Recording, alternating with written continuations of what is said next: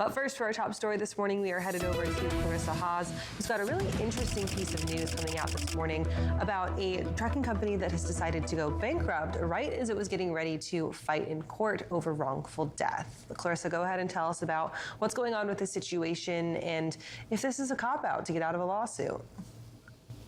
Well, it's still unclear.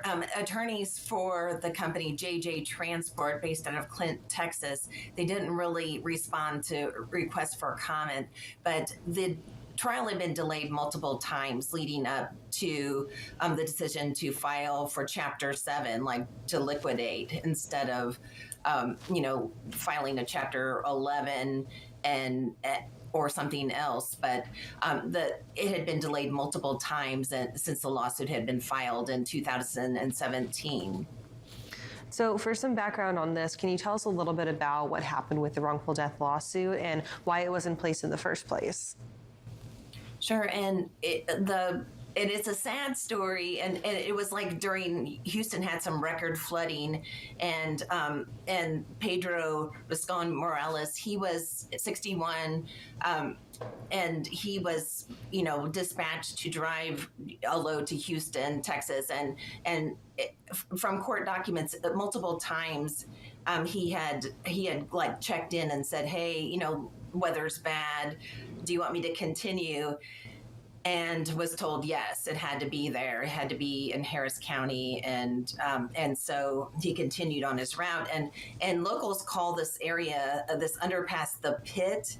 And for some reason, he ran it, drove into flooding waters, and that the levels rose up to 20 feet. And Good Samaritans tried to rescue him, but he unfortunately drowned in his cab while the attempts to rescue him were ongoing. And so his widow, daughter, and son, filed a wrongful death lawsuit nearly a year after the crash happened, and since that time there's been several attempts, depositions and requests for documentation, and it's kind of stalled. So yes, a very sad story there with that lawsuit, but the decision now of the trucking company to file for bankruptcy, and as you mentioned, that liquidation form of bankruptcy instead, is there a legal precedent for if they are underneath the scrutiny of a lawsuit and you decide to file for bankruptcy, does the lawsuit just go away? Does that responsibility shift elsewhere? What happens in this type of situation? It stayed for now. It just stops, the proceedings from going forward.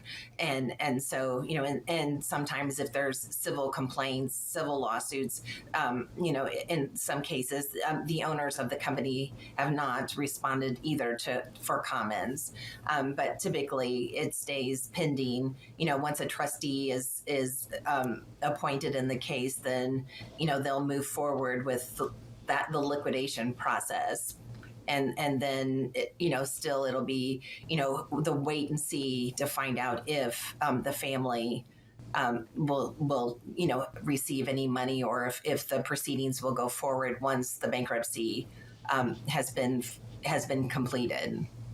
So then final thoughts before we head into our second story of the morning. Let's talk a little bit about the reasoning behind filing the bankruptcy for the trucking company itself. Was it the blame on market conditions, or was it something else that was just kind of hidden in the language?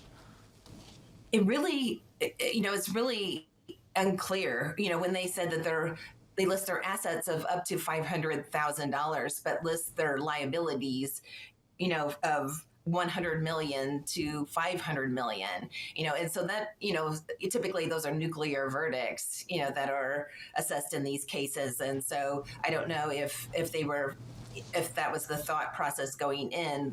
Their bankruptcy attorney did not respond, but, just covering all bases, going to the max, that this was the liabilities that they were facing. It's going to be interesting to see how this situation plays out. And also interesting in the courts as we finally have a wrap on former Slink CEO Chris Kirchner and the decision from him to actually be sentenced. Can you go ahead and tell us what happened now going forward? Or sorry, he was convicted, not sentenced yet. Right. Well, yeah, everybody, we've been following this story for a long time, involving Chris Kirchner. At the time when I was here, it was, he was looking to buy an English soccer team. He like the Dallas Stars. He had a luxury suite there, and their name was on like the Zamboni, at the rink, and he was, doing all these things, and had received, the Goldman Sachs, backed their, money, like their funding, and so they received a significant amount of money, and somehow in the course of that, what the court and what the jury found was that the money that was, for the company to grow its business and to continue product development, instead that money was, transferred into wired into accounts that he controlled.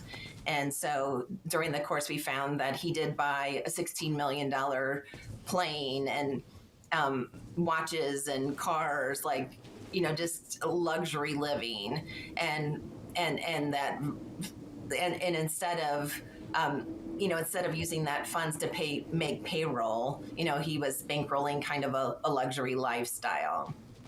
So he has now been convicted of those wire fraud charges. And the interesting thing was that his defense was actually arguing for him to be held on bail or held outside of the jail between his sentencing. But that wasn't quite the case. The district court judge in Texas decided to take him into custody. Can you tell us why that happened?